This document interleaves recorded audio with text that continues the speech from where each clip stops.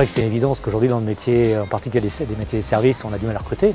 On n'est pas les seuls. Et c'est vrai que dans nos métiers, la restauration, en particulier la restauration rapide, on a toujours été un point d'entrée pour les jeunes talents qui ensuite pouvaient progresser dans l'entreprise ou bien partir vers d'autres horizons.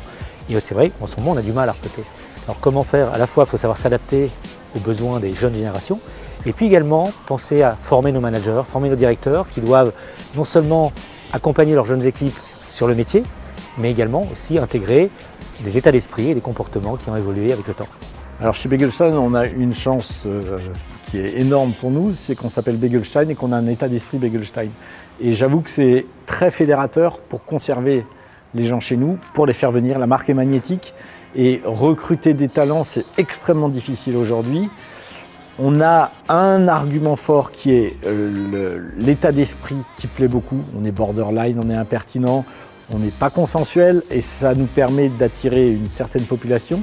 On a un gros déploiement et on a une croissance qui est aujourd'hui plus de 20%, qui se matérialise et qui permet d'offrir aussi des opportunités. On a une croissance en France, mais on a une croissance à l'international qui permet aussi d'élargir des karmas. Par contre, on a un état d'esprit et il faut être accroché parce que Begelstein, c'est un train qui avance très vite et il faut pouvoir rentrer dedans. Le levier principal, c'est la formation. Évidemment, le recrutement passe par l'intégration. Le premier jour, celui dont on se souvient toujours dans une entreprise.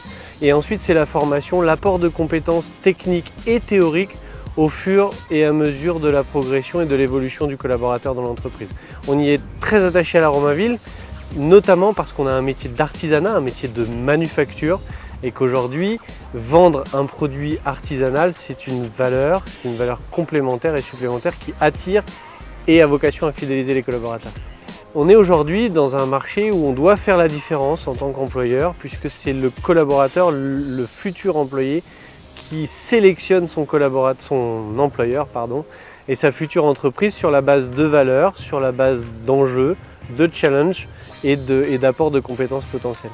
Alors c'est le gros défi des prochaines années pour nous, le secteur est vraiment en manque de salariés. Donc on a travaillé nous beaucoup sur la marque employeur, énormément sur la formation.